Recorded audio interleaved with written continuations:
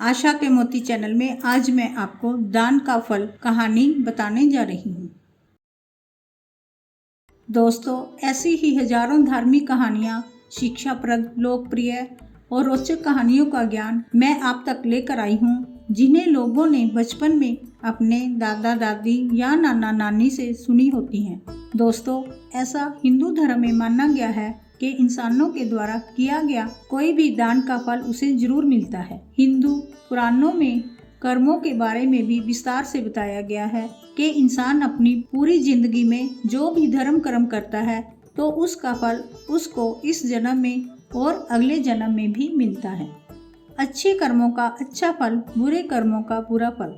एक बार ऐसे ही नारद मुनि के मन में धर्म कर्म से मिलने वाले परिणामों को लेकर मन में अलग अलग प्रकार विचार आने लगे।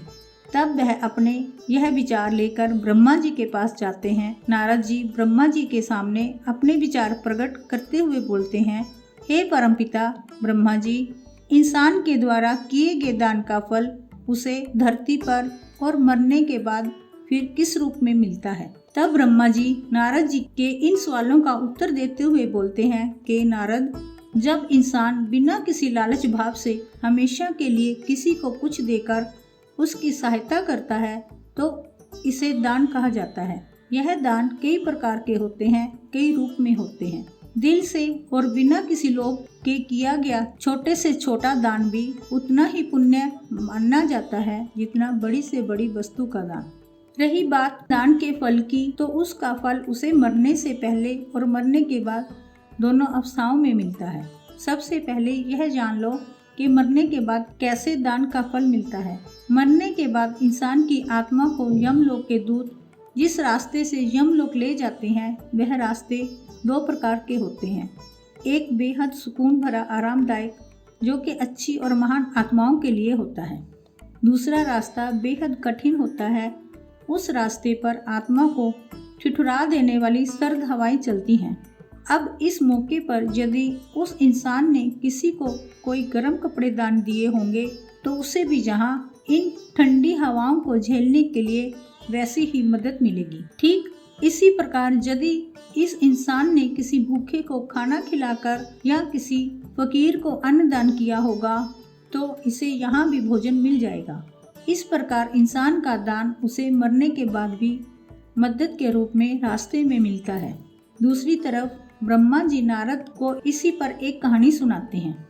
बहुत समय पहले की बात है कि भगवान शिव की नगरी कही जाने वाली काशी में एक राजा राज करता था। राजा बड़ा ही धार्मिक स्वभाव का था। उसे आध्यात्मिक ज्ञान में बहुत रुचि थी। एक दिन राजा के मन में सवाल आया, किसी भी इंसान के मरने से तुरंत पहले और बाद में उसके शरीर के साथ क्या होता है? क्या सच में शरीर में कोई आत्मा होती है? यदि हाँ, तो वो आत्मा कहाँ जाती है?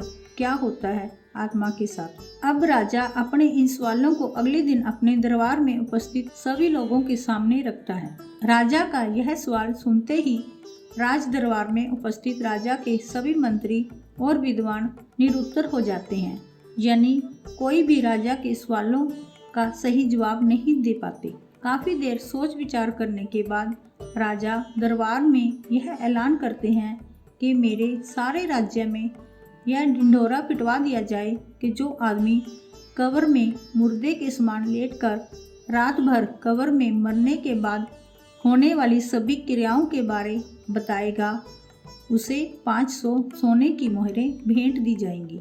राजा के आदेश अनुसार सारे राज्य में ढिंढोरा पिटवा दिया गया। उसी राज्य में एक बहुत ही कंजूस और लालची इंसान रहता था, जो धन के लिए कुछ भी कर सकता था। ढिंढोरा पीट रहे लोगों की आवाज़ और बातें जब उस लालची और कंजूस आदमी के कानों में घुसी तो तुरंत भागता हुआ धन की लालच में राजा के पास पहुंच जाता है और बोलता है, मैं रात भर कब्र में लेटने को तैयार हूँ। फिर राजा ने अपने नौकरों को आदेश दिया, उस आदमी के लिए अर्थी सजाई जाए। फिर अर्थी सजाई जाती है। अब सब लोग उस आदमी को लेकर जाते हैं। रास्ते में एक भिखारी उस आदमी का पीछा करने लगता है।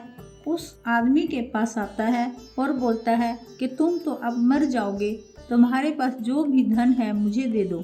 अब उस धन का क्या होगा। बार बार यही बोलकर वह भिखारी आदमी का दिमाग खाए जा रहा था। कंजूस के बार बार मना करने पर भी भिखारी ने उस कंजूस आदमी का पीछा नहीं छोड़ा और बार बार पैसा मांगने की रट लगाए जा रहा था।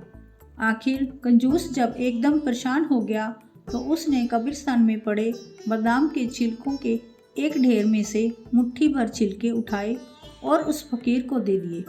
भिखारी वहां से चला गया।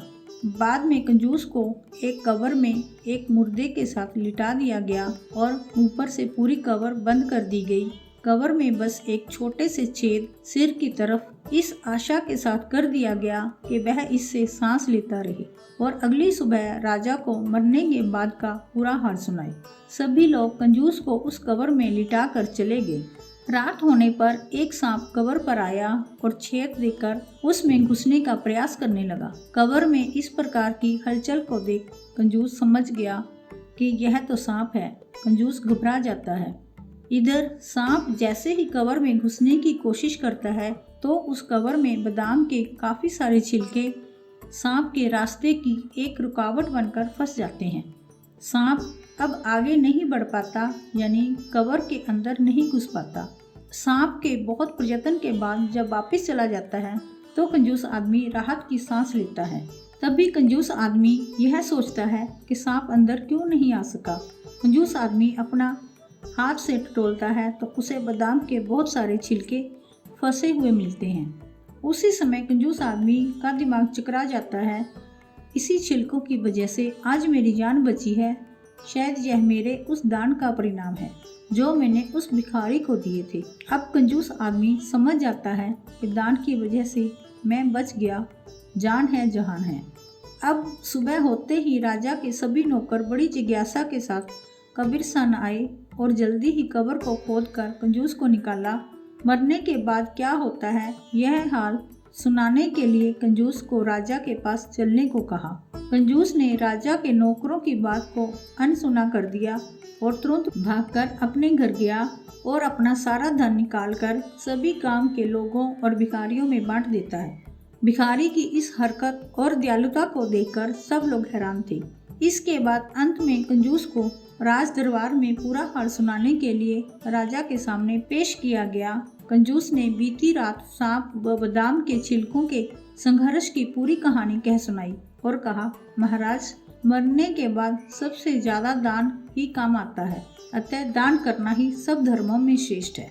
श्रीमद् भगवत गीता में लिखा है, इसी प्रकार दूसरों की निस्वार्थ भाव से की गई सेवा सदैव आपके जीवन में फलदायी सिद्ध होती है। इसी सच्ची सेवा भावना के बदले में दूसरों के मुंह से निकली हुई दुआ, प्रार्थना, आशीर्वाद आपके जीवन के दुख दूर कर देती है, बल्कि आपके लिए स्वर्ग के दरवाजे तक खोल देती है।